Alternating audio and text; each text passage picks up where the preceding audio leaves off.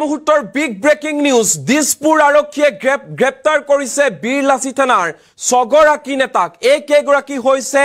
বীৰ লাচি থানাৰ ছগৰাকী নেতা যিয়ে নেকি ব্লেকমেইলিং কৰিছিল এগৰাকী ব্যৱসায়ী প্ৰথমে অপহৰণ তাৰ পিছত ব্লেকমেইলিং 20 পৰা 22 লাখ টকাৰ তেওঁলোকে ধন দাবী কৰিছিল আৰু আৰক্ষীয়ে যেতিয়া খবৰ লাভ কৰিলে তাৰ পিছতে আৰক্ষীয়ে অভিযান চলাই বীৰ লাচি থানাৰ কেইগৰাকী 6 নেতাক গ্ৰেপ্তাৰ কৰিবলৈ সক্ষম হৈছে দিছপুৰ আৰক্ষীয়ে গ্ৰেপ্তাৰ কৰিছে বীৰ লাচি থানাৰ ছগৰাকী নেতাক ব্লেকমেইলিং আৰু অপহৰণত নামি পৰিছে বীৰ লাচি থানাৰ একাংশ নেতা সদস্য আৰু ইয়াকে লৈ সৰ্বত্ৰ ব্যাপক প্ৰতিক্ৰিয়াৰ সৃষ্টি হৈছে ডাঙৰ খবৰ এই মুহূৰ্তত আমি লৈ আহিছো ডাঙৰ খবৰ এই মুহূৰ্তত ব্লেকমেইলিং কৰি আৰক্ষীৰ জালত পৰিছে বীৰ লাচি থানাৰ ছগৰাকী নেতা ডাঙৰ খবৰ এই মুহূৰ্তত দিছপুৰ আৰক্ষীয়ে গ্ৰেপ্তাৰ কৰিছে সংগঠনৰ নেতা কেইগৰাকী ৰাহুল মিশ্ৰ নামৰ এগৰাকী ব্যক্তিক ধন দাবী কৰিছিল বৃহৎ পৰিমাণৰ ধন দাবী কৰিছিল 20 পৰা 22 লাখ টকাৰ ধন দাবী কৰাৰ অভিযোগ বীৰ লাচি থানাৰ ছগৰাকী নেতাৰ বিৰুদ্ধে অপহৰণ কৰা হৈছিল ৰাহুল মিশ্ৰ নামৰ ব্যক্তিগৰাকী প্ৰথমে অপহৰণ গুৱাহাটীৰ প্ৰতীক্ষা হাস্পতালৰ সমীপৰ পৰা অপহৰণ কৰা হৈছিল ৰাহুল মিশ্ৰক আৰক্ষীয়ে জব্দ কৰিছে 6 অপহৰণকাৰী দুখনকৈ বিলাসী বাহন জব্দ কৰা হৈছে অপহৰণকাৰীৰ পৰা চুকা অস্ত্ৰ জব্দ কৰা হৈছে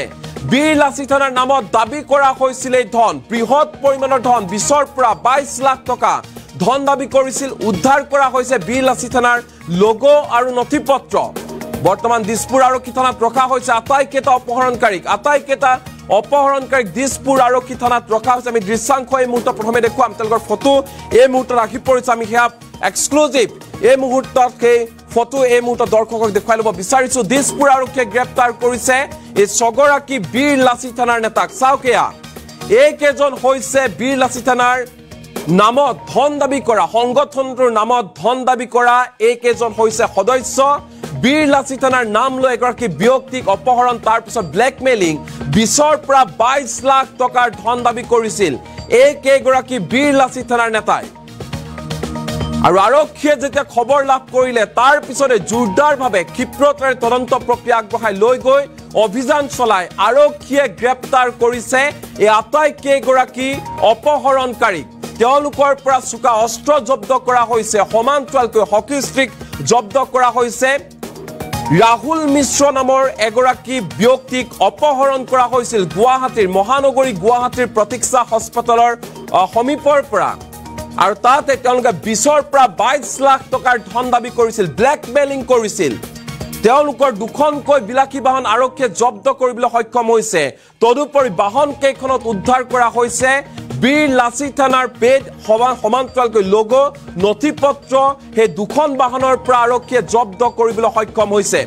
আমি দেখুৱাইছো আপোনালোকক যে কেইজনে হৈছে বীৰ লাচি থানাৰ সেই নেতা কেইগৰাকী যিয়ে নেকি ব্লেকমেইলিং অপহৰণত নামি পৰিছিল ব্লেকমেইলিং অপহৰণ কৰি 20 পৰা 22 লাখ টকাৰ ধন দাবী কৰিছিল ৰাহুল মিশ্ৰ নামৰ এগৰাকী ব্যক্তিক আৰু এই খবৰ লাভ কৰিছিল দিছপুৰ আৰক্ষীক জনোৱা হৈছিল তাৰ পিছতে দিছপুৰ আৰক্ষীয়ে অভিযান চলাই এই আটাইকেইগৰাকী বীৰ লাচি থানাৰ এই 6 নেতাক গ্ৰেপ্তাৰ কৰিবলৈ সক্ষম হৈছে বৃহৎ সফলতা মহানগৰ আৰক্ষীৰ আৰু এই মুহূৰ্তত ফোনযোগে সংযোগ স্থাপন কৰিছো আমাৰ জ্যেষ্ঠ সাংবাদিক মনোজ দৰাৰ সৈতে হয় মনোজ দৰা যেহেতু এটা ডাঙৰ খবৰ এই মুহূৰ্তত যেহেতু বীৰ লাচি থানা জাতীয় সংগঠন বুলি কোৱা হয় বীৰ লাচি থানা কিন্তু বীৰ লাচি থানাৰ একাংশ নেতা সদস্য এনেধৰণে এতিয়া ব্লেকমেইলিং আৰু অপহৰণত নামি পৰিছে যাক লৈ এতিয়া সমগ্ৰ ৰাজ্যতে ব্যাপক প্ৰতিক্ৰিয়াৰ সৃষ্টি হৈছে আপোনাৰ ওচৰত কি আছে আপডেট মনোজ দৰা সক হেউদেকৈ যি তথ্য আমি দেখা পালো যি ঘটনা দেখা পালো সঁচাকৈ হতচকিত কৰিছে সমগ্ৰ অসমক বিশেষকৈ বীৰ লাচি থানাৰ দৰে এনেকুৱা এটা সংগঠন যিটো সংগঠনৰ মানুহে ক'বলৈ গ'লে কিছু সময় তেখেতলোকে ভাল কামো কৰিছিল আৰু সেই ক্ষেত্ৰত তেওঁলোকক ক'বলৈ গ'লে মানুহে আকোৱালি লৈছিল আৰু তাৰপিছত এনেকুৱা ধৰণৰ ঘটনা দেখাৰ পিছত স্বাভাৱিকতে কিন্তু তেওঁলোকৰ বিৰুদ্ধে কিন্তু লোকসকল কিন্তু এতিয়া ডাঙৰ খাই দেখিবলৈ পোৱা গৈছে আৰু শেহতীয়াকৈ যিটো ঘটনা সংঘটিত হ'ল যিখন পেজ তেওঁলোকে ব্যৱহাৰ কৰিছিল সেই পেজখনত সম্পূৰ্ণভাৱে উল্লেখ আছে যে বীৰ লাচি থানাৰ যিগৰাকী গুৱাহাটীৰ যিগৰাকী সভাপতি বিকাশ অসম এই বিকাশ অসমৰ নামটো সম্পূৰ্ণভাৱে আছে গতিকে বিকাশ অসমৰ নিৰ্দেশনে তেওঁ এইসকলে এই কাম কৰিছিল নেকি সেই কথাটো এই মুহূৰ্তত আহিছে প্ৰসংগলৈ আৰু যেহেতু আমি কৈছো যে যিটো ঘটনা সংঘটিত হৈছিল কালি আসলে সংঘটিত হৈছিল নিশা সংঘটিত হৈছিল প্ৰায় 9:30 মান বজাত সংঘটিত হৈছিল গোটেই ঘটনাটো প্ৰতীক্ষা হস্পিটেলৰ সমীপৰ পৰা এগৰাকী ব্যক্তি বিশেষকৈ এজন যুৱক ৰাহুল মিশ্ৰ নামৰ এজন যুৱক ইয়াৰ পৰা উঠাই লৈ গৈছিল 10-15 জনীয়া এটা দলে আৰু তাৰপিছত লৈ গৈ 15-20 লাখ টকাৰ দাবী কৰিছিল আৰু দাবী কৰাৰ পাছত আৰক্ষীক খবৰ দিয়ে তেওঁৰ বন্ধু এজনে ইৰশাদ খান নামৰ এজন বন্ধুৱে খবৰ দিয়ে দিছপুৰ আৰক্ষীক আৰু দিছপুৰ আৰক্ষীয়ে পতাপৈকে গৈ সেই লোককেইজনক সেই যুৱককেইজনক সেই অপৰাধীকেইজনক গ্ৰেপ্তাৰ কৰিবলৈ সক্ষম হয় আৰু ইতিমধ্যে তেওঁলোকৰ সৈতে দুখন বাইকো তেওঁলোকৰ হাতৰ পৰা জব্দ কৰিছে আৰু তেওঁলোক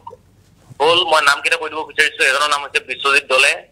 আনজনৰ নাম হৈছে ইনজামুল হক এজনৰ নাম হৈছে ৰোহন আলী এজনৰ নাম হৈছে মোহন বৰা নিতু আহমেদ চিন্ময় দেৱ ৰিয়াজ আহমেদ বিৰাজ পল্লৱ কলিতা এই কেইজনে হৈছে সেই মূল অভিযুক্ত কেইজন আৰু তেওঁলোকে